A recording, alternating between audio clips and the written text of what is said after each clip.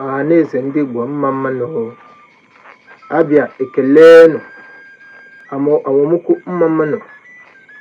Afọ m bụ HSM Akajiọfọ Ọba Agụiyi n'ala Ụmụahịa.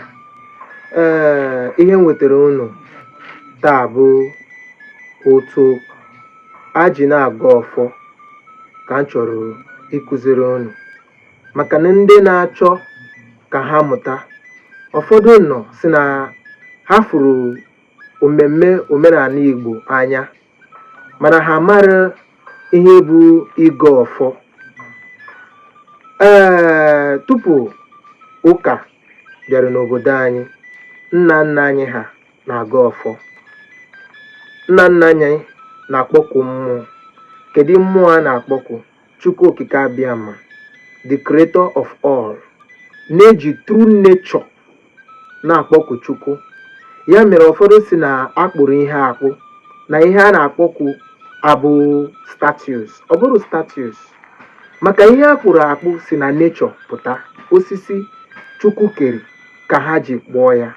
Were osisi Chukwu kere na-akpọku Chukwu Okike Abịama, onye kere eluigwe kee ana. Ihe chọrọ ịgwa na-abụ itete n'ụtụtụ, ịbụrụ nwoke gị, pụta n'ụlọ gị, i were mmiri ịkwọ aka.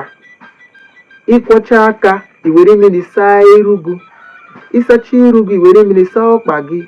Ịsacha ọkpa gị, ya gosiri na ị mara otu iji rarụ n'abalị. Ị mara ụdịka nrọ ịrọrọ n'abalị, to remove negativity before ịkpọba Chukwu Okike, the creator of universe, nature. Gị were mmiri, maka mmiri bụ ike. Mmiri nọ n'ụwa anwa Chukwu abịa. Ị na-eyuzuchara mmiri kwụọ iru gị, kwụọ aka gị, kwụọ n'ọkpa gị. Gị buru ofu mkpụrụ ose ọjị.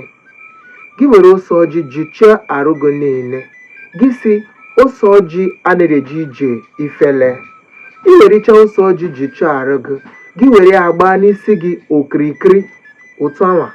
Ịgbacha ya n'isi gị 4 times, ya bụ Eke, Orie, Afọ, Nkwọ. Gị tụfu ya. Ị ga-atụfu ose ọjị anwa ebe ọkpa agara aga for 24 hours. Ịtụfucha ose ọjị, gị buru nzu, ya bụ nke ọcha, unu ga-afụ ya na skrim mụ.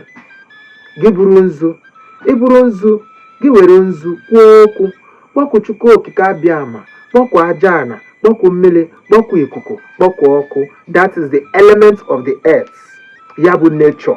Gị si tata nwa mala gị mma, na ọ nzu, akabala nzu anaghị abụ oyi, ana akabala oyi anaghị aba nzu. Onye nzu mara ọtụtụ wee kelee. Gị gọọ nzu, gwa Chukwu na ị chọrọ ka ndụ gị chaka nzu anwa.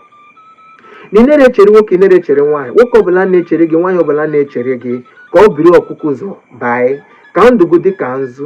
Ịgọcha nzu, gị tụtụrụ edo. Edo bụ nke dị ka red. Ị ga-afụkwa ya na my screen.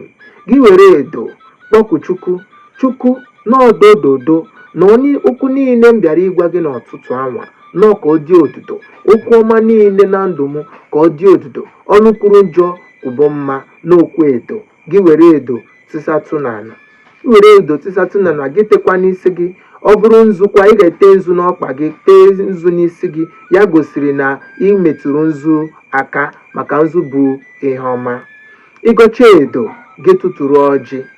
Gị kpọkuo eke kere ụwa, kpọkuo arụsị niile nọ n'obodo unu, kpọkuo mmụọ niile nọ n'obodo unu, kpọkuo mother nature, kpọkuo mmiri, kpọkuo ihe niile. Si na ọjị bụ ihe ọma. Ọjị bụ njikọta nwanne. Na ọjị ka nwanne na nwanne ji na-ejikọta okwu, maka ọjị na-ekwu okwu.